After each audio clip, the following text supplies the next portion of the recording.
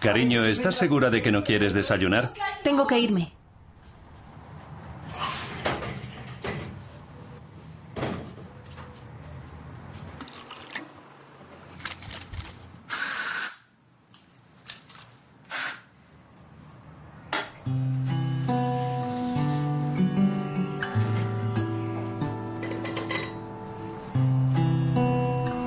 Hace un año, Eva Glave, de 31 años de edad, de Frankfurt, detectó un bulto anormal en su pecho. Pronto sus sospechas se confirmaron. Se trataba de un tumor maligno.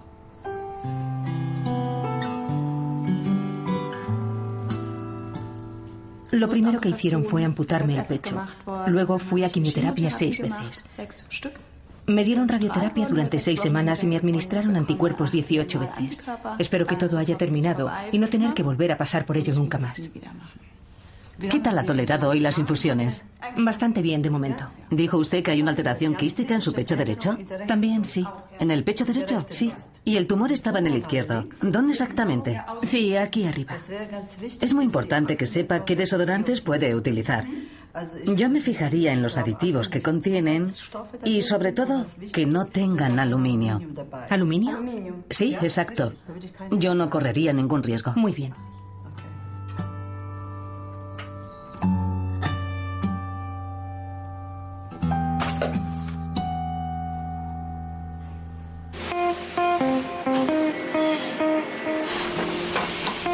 ¿Aluminio? Hace un siglo la mayoría de la gente no habría reconocido esa palabra. En la actualidad este metal ligero está a punto de superar al hierro.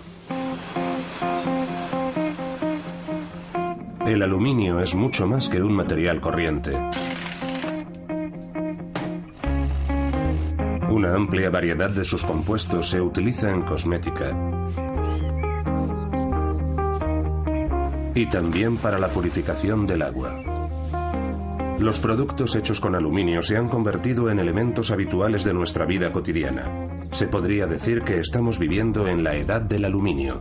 Y Werner Jaeger es uno de sus profetas. Es el director del Departamento de Investigación y Desarrollo de Hydro Building Systems en la empresa de aluminio más grande de Europa, Norsk Hydro. El aluminio como tal es un material muy atractivo e interesante porque gracias a las propiedades que tiene te ofrece un montón de posibilidades. Te permite realmente desarrollar una idea desde el principio hasta el final. A ese concepto nosotros lo llamamos de la cuna a la cuna. Todo es posible con un solo material. Su amplitud de posibilidades, la multitud de aplicaciones que tiene es fascinante. Y ese es el motivo por el que yo me dedico al aluminio. Achtung und Schuss.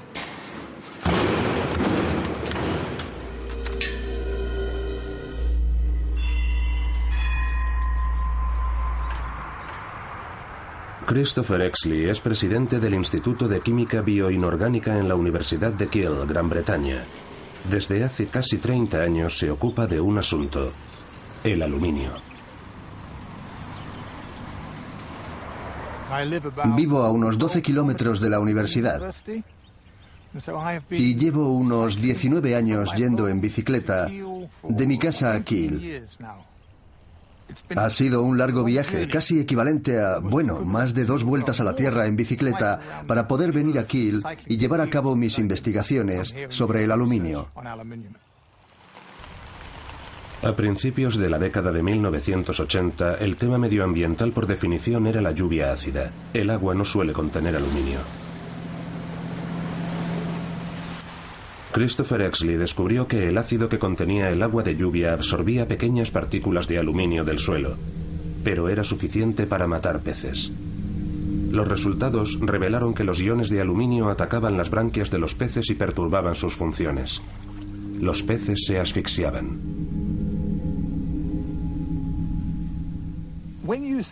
Cuando ves el impacto que tiene el aluminio en un pequeño salmón, te das cuenta de que en realidad es devastador. Ves el sufrimiento. Fue ese tipo de observaciones lo que me hizo decidirme a trabajar en el aluminio per se, no simplemente en el aluminio en los peces, para averiguar cuál es el impacto del aluminio en todos los seres vivos y principalmente en los seres humanos.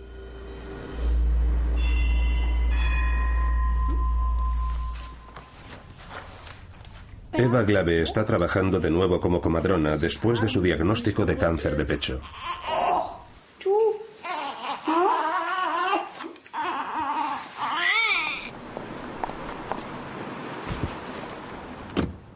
Durante 7 años seguidos trabajé en turnos de guardia. Tuve que cumplir mis 10 horas de trabajo diarias y a menudo trabajar 20 horas seguidas. Los partos suelen producirse de noche hasta la mañana siguiente y así sucesivamente. Todo el tiempo que fuera necesario y luego de nuevo las visitas a domicilio. Por lo tanto, yo diría que sudaba mucho y siempre llevaba desodorante en el bolsillo. Unos 11 botes, porque siempre llevo uno en mi bolsa de deportes, por supuesto. Uno en mi maletín de comadrona, en mi bolso de mano, en casa de mi novio, otro para cualquier contingencia y otro en el coche para emergencias.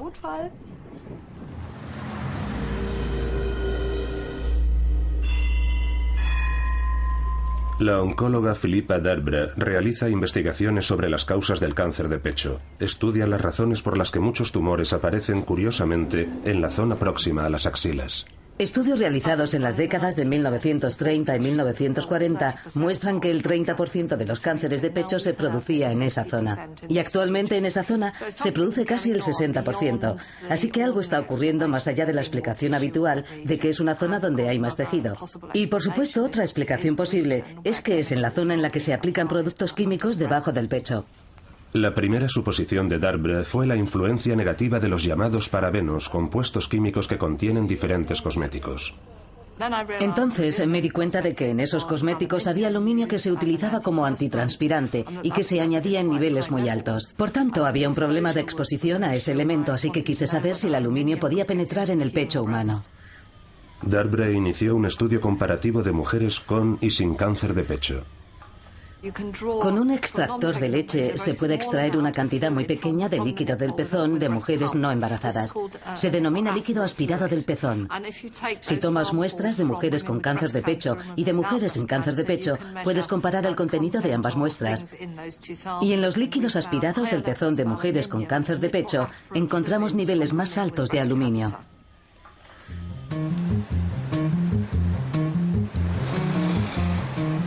El Instituto Internacional del Aluminio tiene su sede en el centro de Londres y aboga por la industria del aluminio. Aquí es donde nos vamos a reunir con el toxicólogo Nicholas Priest, quien se encarga de supervisar la seguridad del aluminio en nombre de la industria. Si existieran pruebas claras de toxicidad, yo sería la primera persona en decir no lo usen. De acuerdo, pero no he encontrado ninguna. No hay ninguna prueba sistemática que muestre la existencia de toxicidad a los niveles a los que la gente se expone. Y la gente no aplica cantidades enormes de aluminio en sus axilas. Philippa Darbre examinó el efecto de tales dosis mínimas de aluminio en el pecho femenino. En el transcurso de un año se dedicó a observar si las células vivas se alteraban en presencia de aluminio.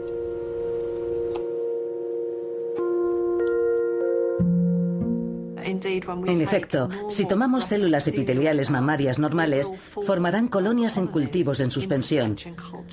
Y en presencia de aluminio pueden formar lo que podríamos llamar pequeños tumores en suspensión. Pero en ausencia de aluminio, por supuesto, no lo hacen, porque son células normales. Así que, en ese sentido, el aluminio parece capaz de convertir una célula normal en una célula cancerosa. Darbre descubrió también otro efecto. Añadir aluminio aumentaba las probabilidades de células cancerosas migratorias y la formación de metástasis. Algo que también descubrimos fue que el aluminio podía influir en el comportamiento de las células mamarias cancerosas y posiblemente en su forma de desplazarse. Y por supuesto, si ese extremo queda demostrado y confirmado por otros laboratorios, sería un dato trascendental porque, obviamente, nadie se muere por tener un bulto en el pecho. La gente muere porque las células son capaces de desplazarse a otras partes del cuerpo.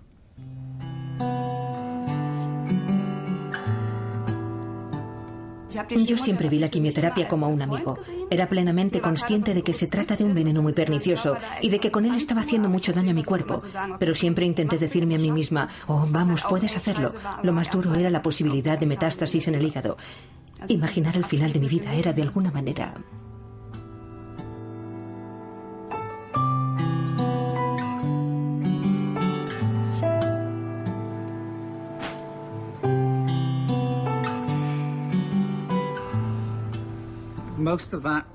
La mayor parte no penetra en la piel. Hay quien sostiene que si te afeitas las axilas y dañas tu piel, podrías hacer que penetrara más aluminio. Pero los niveles que podrían transferirse son mínimos, comparados con cualquier nivel que podamos considerar tóxico. Más de 2/3 de los desodorantes contienen compuestos de aluminio como ingrediente activo. El aluminio reacciona al entrar en contacto con las células de la piel y las une de manera que les impide sudar.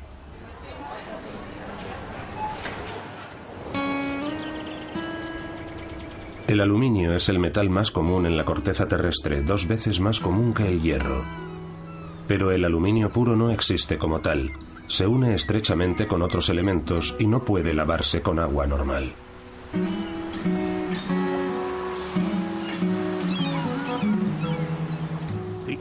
El suelo que hay bajo nuestros pies está compuesto principalmente de aluminio, silicio y oxígeno. De manera que la corteza terrestre, que es la capa que rodea toda la Tierra, es aluminio, silicio y oxígeno. Así que el aluminio es ubicuo, está en todas partes.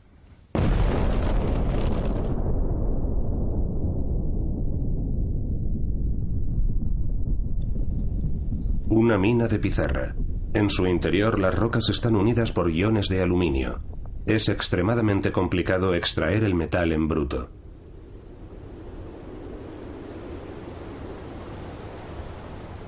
La bauxita es el único mineral que contiene un tipo de aluminio que hace su extracción económicamente viable.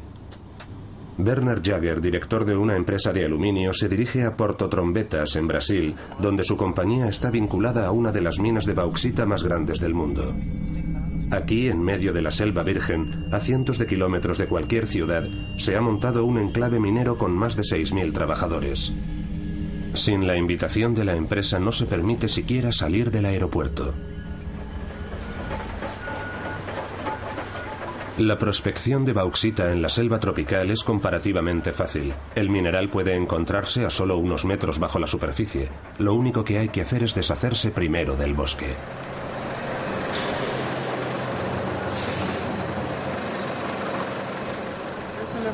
Hola, Manuel. Me alegro de verte. ¿Cómo va todo? Tenemos aquí una gran excavación. ¿Cuánto tiempo se tarda en vaciar esta zona? Unos 2 turnos.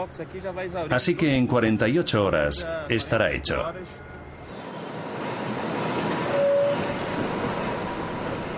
La zona de prospección se expande rápidamente, principalmente porque hay 3 turnos trabajando las 24 horas. Anteriormente las minas estaban situadas en torno a los asentamientos de los trabajadores. Actualmente hay que conducir alrededor de 1 hora para llegar a la región minera.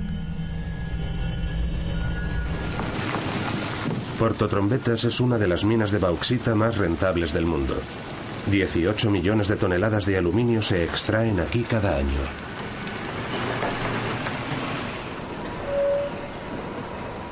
Y cada año se tala una superficie equivalente a 250 campos de fútbol de selva virgen con gran variedad de especies.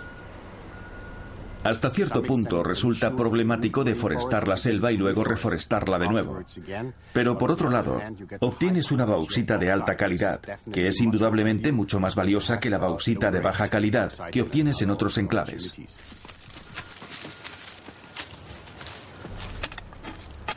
Mientras las minas se reforestan, la variedad original de especies podría perderse para siempre.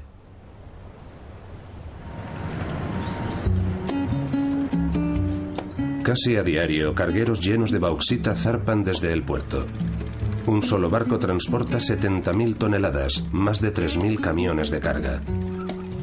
Navega a lo largo del río Amazonas hacia el Océano Atlántico, donde la bauxita pasa a la siguiente fase de procesamiento.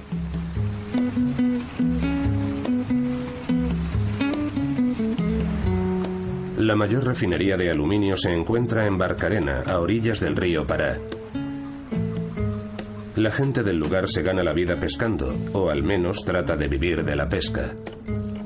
El río Pará fue el hábitat y principal fuente alimenticia de la población local durante muchos siglos. Pero desde que se procesa bauxita en la zona, todo ha cambiado. No sé qué es lo que ha provocado esto.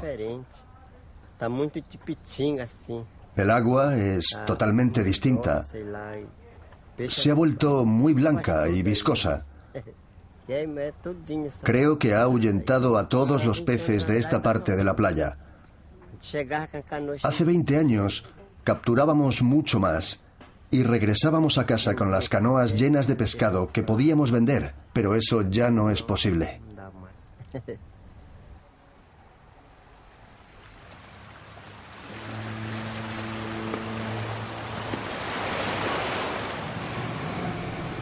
Esta es mi empresa. Es la planta de aluminio más grande del mundo. Tenemos capacidad para producir más de 6 millones de toneladas al año. 6 millones de toneladas al año.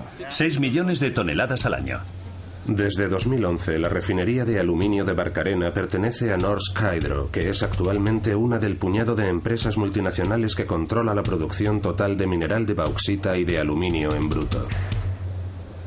Aquí, las partes de bauxita ricas en aluminio se extraen mediante la utilización de la agresiva sosa cáustica. Luego, el líquido se enfría y posteriormente se quema a 1300 grados centígrados. El polvo de aluminio blanco es el material básico con el que se produce el aluminio en bruto e innumerables productos, como el cemento o la cerámica de aluminio.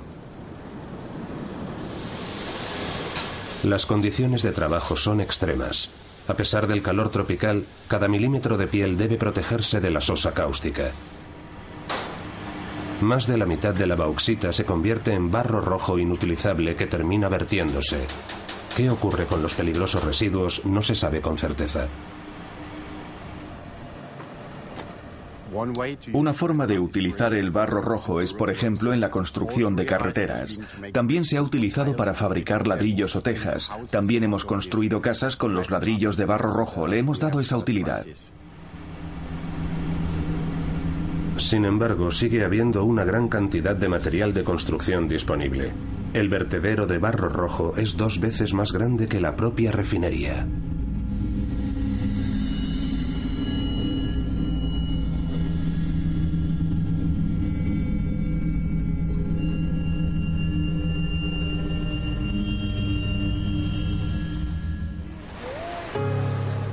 En 2010, durante un accidente en una fábrica de aluminio en Hungría, se liberó una gran cantidad de barro rojo, dando lugar a uno de los mayores desastres medioambientales de Europa.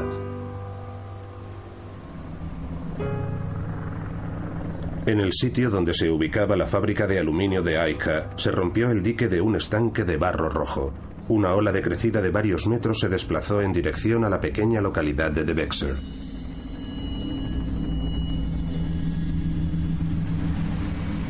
Casi nadie en la zona sabía que el líquido rojo no era agua, sino sosa cáustica. István Benko, de la televisión local, cogió de inmediato su cámara cuando se produjo el desastre. La calle se convirtió en un río embravecido. Benko consiguió ponerse a salvo escalando a la terraza de su casa.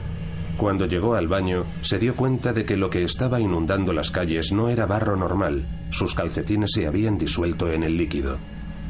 Un vecino tropezó y cayó de bruces en el barro rojo. Los bomberos se llevaron a los dos al hospital.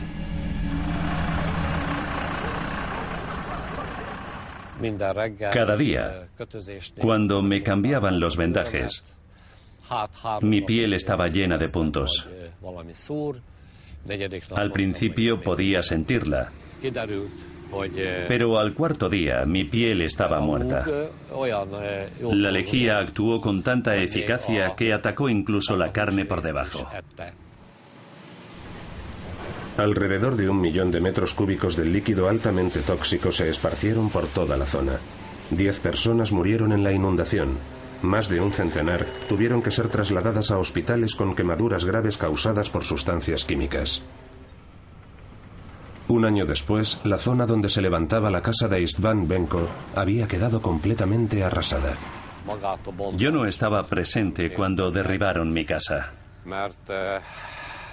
Habría sido insoportablemente triste para mí ver cómo el trabajo de toda mi vida era destruido en media hora. La salud de Benko quedó también destruida por el desastre. Su cuerpo está cubierto de cicatrices y ni siquiera es capaz de cargar con una cámara. Sin embargo, en ese intervalo de tiempo la fábrica de aluminio ha vuelto a reanudar su producción.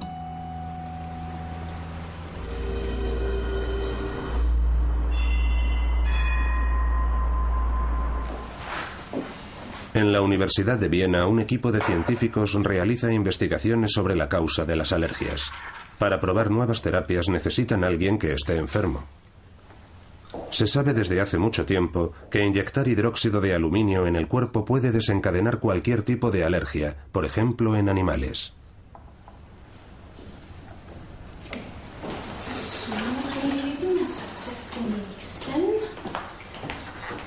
Han descubierto que se puede volver alérgicos a los ratones si se les alimenta con manzanas o nueces acompañadas de medicamentos para la acidez estomacal.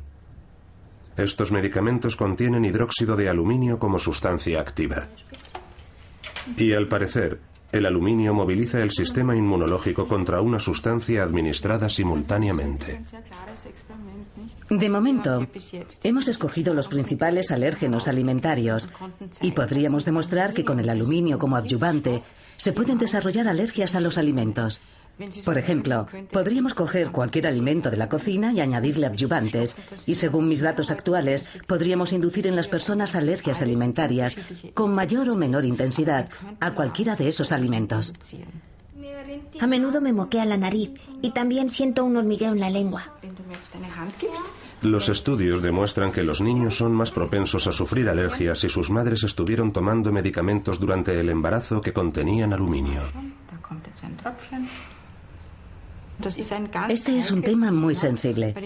La acidez estomacal se produce por la posición alta del diafragma durante el embarazo. Hoy en día se recetan fármacos muy potentes que las mujeres embarazadas toman durante largos periodos. Y por tanto, no solo queda afectado su propio sistema inmunológico, sino la capacidad inmunológica contra las alergias de sus hijos. Algunos de estos medicamentos se pueden adquirir sin receta en la farmacia. Hace algún tiempo, la misma sustancia ya había provocado un escándalo a nivel global en los centros de diálisis. Herbie Holzer, de la Universidad de Graz, estuvo involucrado en la detección del caso. En los años 70 observamos casos neurológicos muy dramáticos e inadecuados. Estas personas sufrían deficiencias neurológicas graves, trastornos del habla y del movimiento. Sorprendentemente, gente joven en particular mostró síntomas similares a los de la apoplejía y el Alzheimer. Finalmente, Holzer y sus colegas descubrieron el motivo. Los nuevos medicamentos contenían grandes cantidades de hidróxido de aluminio. En cuanto detectamos el problema, dejamos de administrar fármacos con hidróxido de aluminio. Pero las deficiencias neurológicas no mejoraron. El problema era que el aluminio ya había penetrado en el cerebro y los efectos tóxicos se habían propagado de tal manera que no nos permitía observar ninguna mejoría. Durante los últimos años, Gunther Parroll ha experimentado pérdidas de conciencia inexplicables cada vez con mayor frecuencia. Al principio, su mujer, Graciela, creyó que se trataba de agotamiento o depresión. Finalmente, Gunther tuvo que dejar su trabajo. No, esos no. Esas eran las puntas que habíamos cortado al principio. Ah, ya, lo siento. Vamos a tirarlas otra vez. Todo comenzó un día mientras conducía mi coche. No, mi bicicleta. Iba conduciéndola por la acera. Me di cuenta de que marchaba de forma incorrecta. No estaba conduciendo como era debido. U otra vez, mientras conducía mi coche, de pronto me subí a la acera y me di cuenta de que estaba haciendo algo que no era correcto. En última instancia, su neurólogo quiso despejar cualquier duda y pidió a Gunther Parroll que se sometiese al test del dibujo del reloj, una prueba estándar para diagnosticar la enfermedad de Alzheimer. ¿Ve el círculo vacío? Rellénelo, por favor. Convierta el círculo en un reloj. ¿En el círculo? ¿Tengo que dibujar algo dentro? Las 12. Empiece por ahí. Es lo más sencillo. ¿Dónde están las 12? Estoy seguro de que recuerda más o menos dónde se sitúan. ¿Arriba? Sí, y luego el resto de los números. 6, 7, 8, 9. Ahora el reloj debe mostrar una hora. Señala las 11:10. Las 11:10, veamos. Las 11:10 debería ser así. No, no está bien, no encaja. ¿No? No está bien. Las 11:10 tendría que ser aquí. El reloj tiene siempre dos manecillas, una manecilla grande y otra pequeña, y señalan las 11:10. ¿Pero cómo? ¿Aquí dentro? Sí. Las 11 debería... No, estos son las 11. No lo sé. Está bien. No lo sé. Vale, está bien. Pongamos esto a un lado. La situación se ha agravado mucho. Pocos días después de regresar de nuestras vacaciones, no era capaz de desenvolverse en su propio apartamento. Se quedó parado en el vestíbulo y dijo: ¿a dónde voy ahora? ¿Cómo llego al dormitorio? ¿Dónde está el baño? Gunther Parroll fue siempre una persona bastante escéptica a la hora de medicarse, a excepción de sus pastillas para la acidez. Nos conocemos desde hace 28 años y desde entonces mi marido toma estos medicamentos. Puede incluso que desde hace más tiempo, incluso antes de conocernos. Sí, hace mucho tiempo. Ni siquiera lo recuerdo. En todo caso, entre 25 y 28 años. Ni siquiera sé desde cuándo. Veamos qué dice aquí. El uso prolongado de dosis altas. Fíjate, puede dar lugar a depósitos de aluminio en los tejidos nerviosos y óseos. Esto puede provocar daños cerebrales. Mira, entre paréntesis indica incluso demencia senil y anemia. Santo cielo. En casos de insuficiencia renal y uso prolongado del medicamento, se deben comprobar regularmente los niveles de aluminio. Ya, pero ¿quién comprueba sus niveles de aluminio? Nosotros nunca lo hemos hecho. No. Nunca. Un portavoz de la Agencia Europea de Medicamentos no ve ninguna razón para tomar medidas. En el encabezamiento de la información sobre el uso del medicamento dice precisamente que el compuesto no se debe utilizar durante un largo periodo de tiempo. Si se hace un uso prolongado, se debe consultar a un médico. El uso a largo plazo sin asesoramiento médico es en realidad casi imposible, y no debemos olvidar que el farmacéutico que dispensa estos medicamentos debe informar también al paciente sobre los posibles riesgos. Nunca nos dijeron nada. No. Ni siquiera en la mejor farmacia. Sí, es cierto. Nunca nos informaron de ello.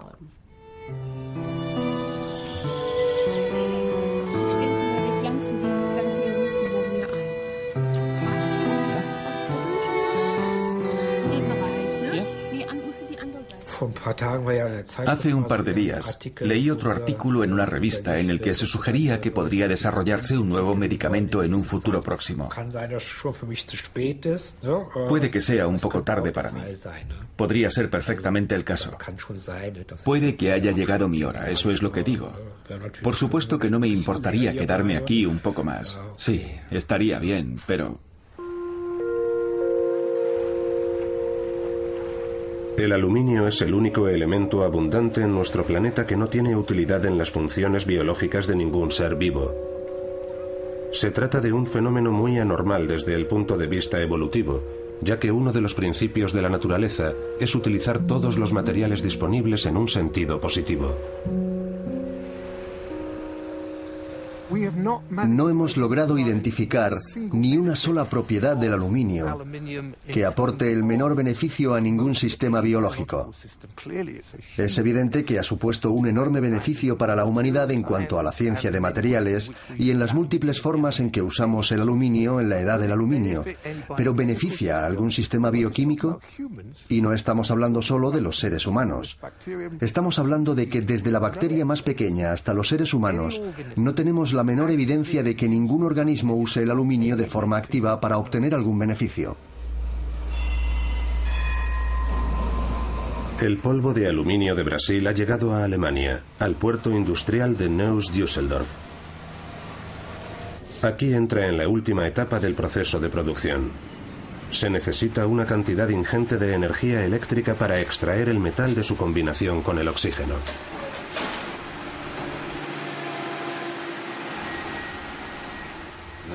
Una celda electrolítica es como una bañera de hidromasaje. En el fondo de la bañera se encuentran las placas para el cátodo, que están hechas de carbón. Al aplicar grandes corrientes de energía eléctrica durante este proceso se extrae el aluminio, que después se deposita en forma de metal líquido en el fondo de la bañera. Para obtener 1 kilogramo de aluminio se emplea aproximadamente 10 veces más energía de la que se necesita para obtener 1 kilogramo de acero. Con la cantidad de energía consumida por esta planta de aluminio cada año, se podría abastecer sin problemas la demanda de energía eléctrica de una ciudad como Düsseldorf durante un año entero. Y esta energía se aplica al metal en bruto. El aluminio líquido es altamente reactivo.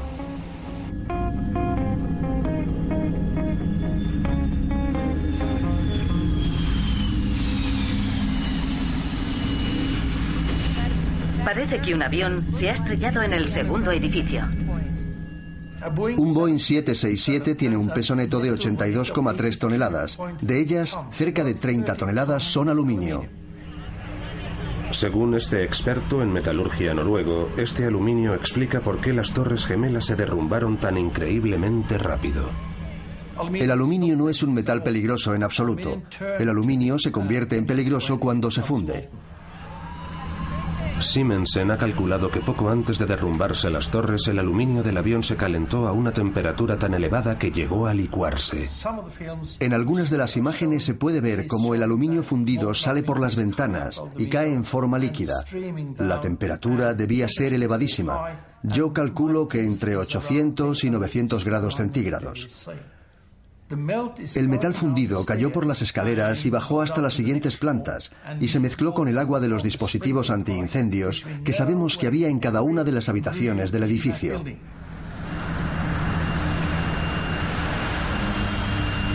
Las explosiones previas al desplome de las torres han contribuido a alimentar disparatadas teorías conspirativas, pero en opinión de Simensen no constituyen ninguna sorpresa cuando uno está familiarizado con las propiedades del aluminio. La conjunción del aluminio y el agua da óxido de aluminio más hidrógeno y como resultado una gran explosión. Estamos hablando de una bomba con una potencia equivalente a 700 kilos de TNT como mínimo, puede que más incluso. Por extraño que parezca, el informe oficial del gobierno sobre el derrumbe de las Torres Gemelas no menciona en absoluto el aluminio. En el reciclaje del aluminio, las desventajas se convierten en ventajas.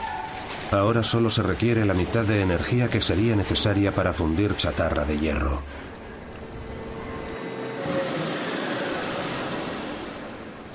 El aluminio es un metal muy valioso.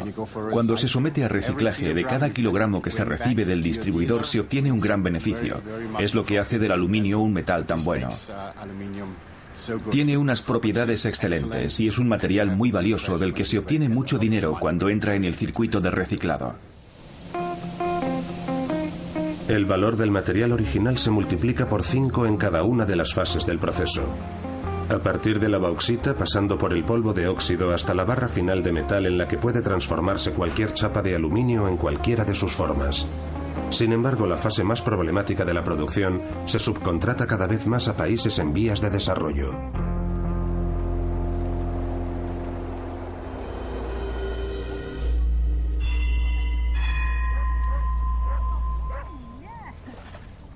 El agua potable se purifica con aluminio en gran parte de Europa. Este proceso puede a veces salir mal, tal como ocurrió en la planta potabilizadora de Camelford en 1988. Yo solía venir aquí todas las mañanas para leer la prensa matutina. Un día, paseando junto a la orilla, vi que todo el lecho del río estaba cubierto de peces muertos y me pregunté qué diablos estaba sucediendo. Esa misma noche mi mujer se dio un baño y cuando se disponía a lavarse el pelo mezcló el jabón con el agua y ésta se volvió de color azul brillante. Ella se quedó muy sorprendida, no se alarmó, simplemente se sorprendió. En la planta potabilizadora informaron de que se había producido un problema técnico menor. El agua es perfectamente segura, incluso para el consumo, aunque la gente no la esté bebiendo debido a su sabor. Es segura a todos los efectos, aunque es posible que algunas personas puedan experimentar pequeñas irritaciones cutáneas. Finalmente, Doug Cross pudo establecer la conexión entre los peces muertos y el extraño sabor del agua potable. Cuando bajé por la mañana, había aquí peces muertos, pero no los había corriente arriba, de modo que la contaminación no pudo descender río abajo en esta dirección.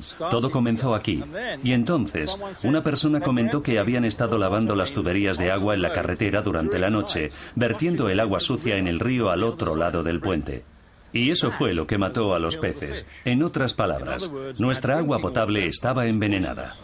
Finalmente, las autoridades sanitarias tuvieron que admitir lo que había ocurrido realmente. Un conductor de camión recién contratado, que se encontraba solo en la planta potabilizadora, sencillamente había vaciado su carga de sulfato de aluminio en el depósito equivocado. El agua potable contaminada se bombeó rápidamente a las tuberías de abastecimiento. En toda la zona comenzaron a producirse extraños sucesos. Carol, la esposa de Doug, fue una de las personas afectadas. Entonces mi esposa comenzó a quejarse de que su artritis empeoraba mucho. Hasta ese momento los síntomas de su enfermedad eran bastante leves. Otras personas experimentaron síntomas más graves. La gente me contaba que mientras conducía el coche tenía malas experiencias. Se detenían de repente a un lado de la carretera y pensaban, ¿a dónde voy? ¿Y por qué estoy en este lado de la carretera? Estoy en el lado equivocado de la carretera. Cosas de este estilo se convirtieron en algo común. Entonces empecé a recibir llamadas telefónicas de agricultores. Uno de ellos me dijo, tenía 40 ovejas en un campo con una tubería conectada al depósito de agua de la ciudad.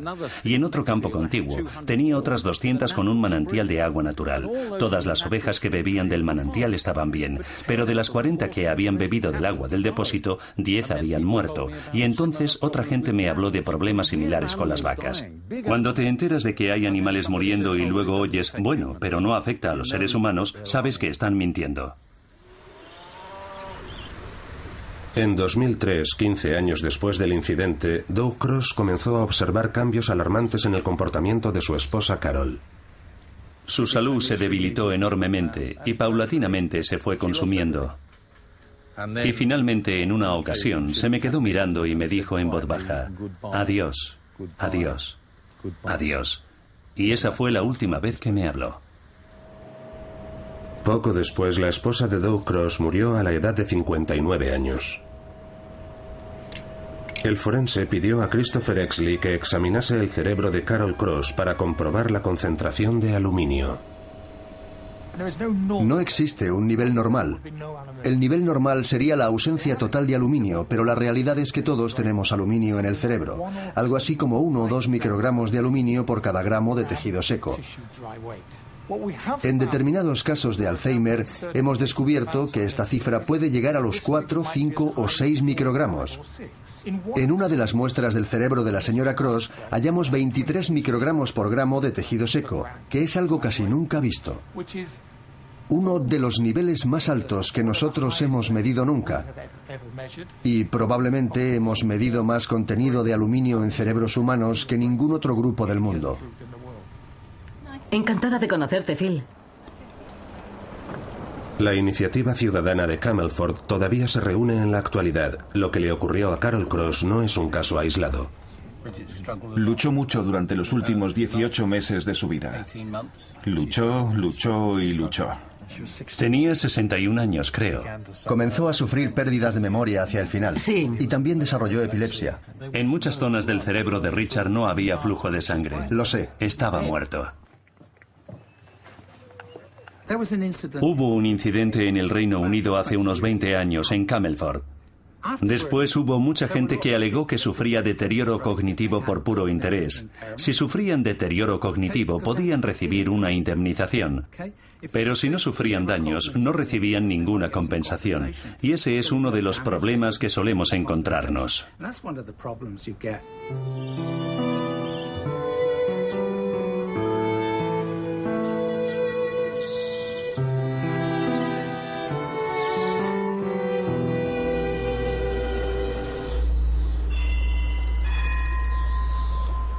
En otras muchas regiones de Europa, al igual que en Gran Bretaña, se usa aluminio para purificar el agua potable. El aluminio reacciona como mejor sabe, se enlaza con la siguiente mejor molécula, en este caso con las partículas de suciedad en el agua. Entonces se vuelven más pesadas y quedan atrapadas en el filtro o en el depósito de infiltración. Podemos usar también el cloruro de polialuminio para establecer un sistema de floculación en nuestra planta potabilizadora, donde estas partículas se vuelven a unir y decantar. Entonces se transforma en lo que denominamos agua potable y sale definitivamente limpia.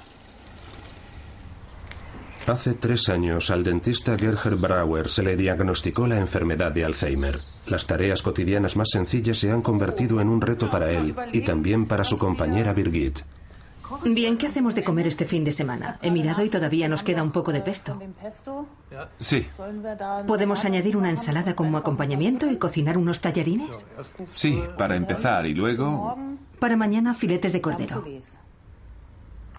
¿Sabes si tendrán? Sí. ¿Crees que podrás hacerlo? Te haré una lista. Encontraré el supermercado. Encontrarás el supermercado, pero ¿encontrarás los filetes de cordero? Sí, siempre que haya. Y para LOL necesitamos salchichas. Vuelve sin contratiempos. Ya veremos.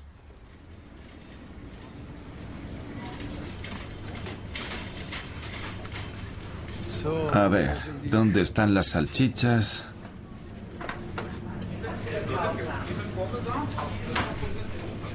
No encuentro las salchichas.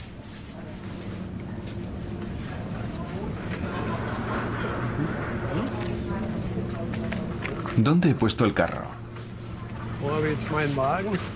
¿Sabe alguien dónde está mi carro?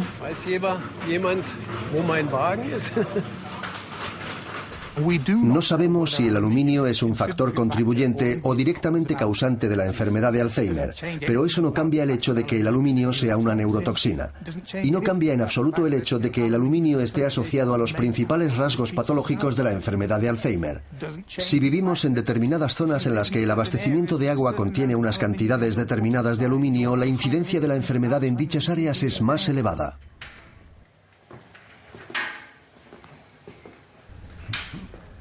Los dentistas trabajan asiduamente con aleaciones de aluminio. Ya se han detectado problemas de salud entre los técnicos dentales en conexión con el aluminio. Hace 3 años, Gerhard Brauer se vio obligado a cerrar su consultorio. Desde entonces, muchas cosas se han vuelto extrañas para él.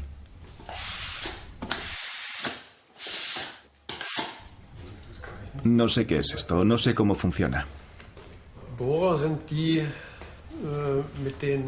Los taladros se utilizan para tratar los dientes. Estos instrumentos se usan para mejorar la visión de la cara interna y todo eso. Y también hay que usar estas ganzúas para ver con la ayuda de los dedos si todo está bien.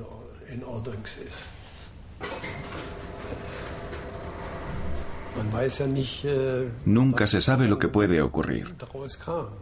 Es muy arriesgado mirar dentro de mi cerebro. Sería factible hacerlo, pero es muy arriesgado porque puede costarte la vida. Estoy absolutamente convencido de que el mal de Alzheimer existiría en ausencia de aluminio. Ahora bien, ¿se daría en edades tan tempranas en la gente? ¿Quién sabe? Quizás podríamos vivir 150 años en ausencia de aluminio. O tal vez la enfermedad sería menos agresiva. Quizás sería mucho menos agresiva, no debilitaría tanto a las personas y sus vidas no serían tan precarias desde que se les diagnostica la enfermedad hasta que fallecen. En cierta medida la gente piensa ahora, no, es un tema zanjado. El aluminio no es realmente un problema sanitario. Aunque los catedráticos relacionados con la industria siguen defendiendo su seguridad, en la práctica científica se consolida cada vez más la opinión contraria. Por ejemplo, cuando Romain Gerardi, director del Departamento de Enfermedades Neuromusculares de la Universidad París-Este, se vio enfrentado a un nuevo tipo de enfermedad entre un creciente grupo de personas. El agricultor Luc Braconnier es un caso típico. ¿Qué edad tiene usted? Sufre de fatiga constante y dolores musculares severos, hasta el punto de no poder realizar ya su trabajo. El doctor toma una muestra de tejido muscular. Los resultados parecen un misterio al principio. Cuando observamos el tejido a través del microscopio electrónico, hallamos inclusiones de naturaleza desconocida en los macrófagos. Al principio pensamos que se trataba de calcio, pero las tinciones de calcio resultaron negativas. Y finalmente enviamos una muestra al departamento de biofísica. Y lo único que nos dijeron fue: parece ser aluminio. No sabemos cómo es posible, pero es aluminio. Los músculos muestran áreas sospechosamente infectadas donde se han concentrado una gran cantidad de células asesinas del sistema inmune. Los denominados macrófagos están llenos de partículas de aluminio. Las inclusiones de aluminio en el interior. El aluminio se añade a las vacunas para aumentar su eficiencia. Los expertos consideran estos aditivos un pequeño secreto sucio, ya que nadie sabe exactamente hasta qué punto aumenta la eficacia de la vacuna, ni lo que el aluminio provoca en el organismo posteriormente. Todo el mundo creía que después de la inyección, el paciente eliminaba rápidamente el aluminio a través de la orina. Ahora sabemos que no es el caso. El cuerpo puede retener durante más de 15 años el aluminio en el organismo. Y nadie sabe exactamente cuál es el destino final de este aluminio. ¿Se elimina a través de la orina al cabo de un día? Ni siquiera esto está claro. Gerardi y su equipo descubrieron que en la mayoría de los seres humanos y animales el aluminio se descompone. Pero en un pequeño porcentaje, las partículas de metal permanecen en el cuerpo durante años. Una pequeña porción de estas partículas escapan del músculo inyectado, se dispersan por el organismo y se alojan en puntos muy distantes después de circular meses y meses en el flujo sanguíneo. Y penetran en órganos tan distantes como el bazo o el hígado. Y finalmente, con el paso del tiempo y de una forma muy gradual, en el cerebro.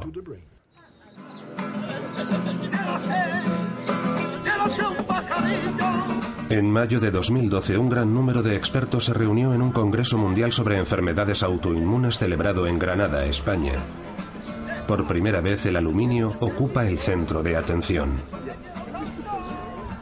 Es el mayor congreso sobre enfermedades autoinmunes celebrado jamás. Asisten 2.300 participantes y tenemos 2 o 3 sesiones dedicadas al tema de los adyuvantes. Es una combinación de carbonato de magnesio e hidróxidos de aluminio. Puede causar fenómenos autoinmunes o enfermedades autoinmunes. Pero existen muy pocas dudas de que el aluminio es un neurotóxico que causa una serie de problemas, tales como deterioro de la memoria cognitiva y del control psicomotor. Entender cómo funciona el aluminio es la respuesta para comprender su eficacia. Las partículas minerales pueden penetrar en el cerebro usando un mecanismo de caballo de Troya. Y lo que es más importante, las partículas de aluminio son capaces de penetrar en el cerebro como una partícula completa. Para muchos de los que asistieron a estas sesiones, la información fue novedosa. Nuestro papel como organizadores de este congreso es difundir la información, porque la falta de conocimiento es peligrosa. No condenamos las vacunas y tampoco queremos abolirlas. Pero mi deseo y mi ruego es saber quién es susceptible al aluminio y quién no, para poder evitar su uso. Los productores de vacunas tendrán que invertir en el desarrollo de alternativas libres de aluminio, reza una de las conclusiones de la conferencia. Pero las autoridades no ven motivos para tomar medidas. Creo que el papel de las autoridades médicas no es ejercer presión. Desde nuestro punto de vista, el hidróxido de aluminio no supone un riesgo inminente, de modo que, ¿cómo podemos ejercer presión? Estamos de nuevo en Frankfurt. Eva ha invitado a unos amigos a una fiesta. Ha pasado un año desde que terminó la quimioterapia.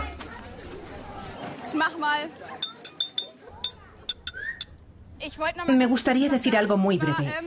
Y es: muchas gracias a todos.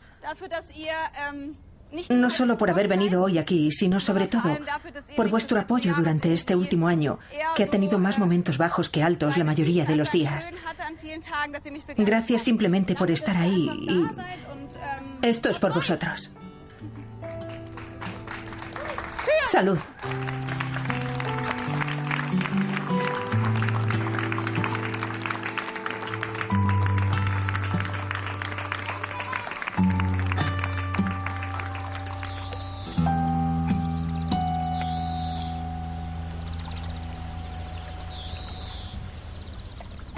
Se ha abierto la caja de Pandora y se ha dejado salir al aluminio.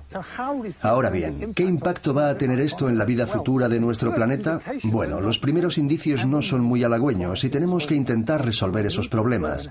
Tenemos que aprender a vivir en la edad del aluminio, que no va a concluir en un futuro próximo, con las consecuencias o posibles consecuencias de esta creciente carga de aluminio en nuestro organismo, es decir, la incidencia cada vez mayor de enfermedades posiblemente relacionadas con el aluminio.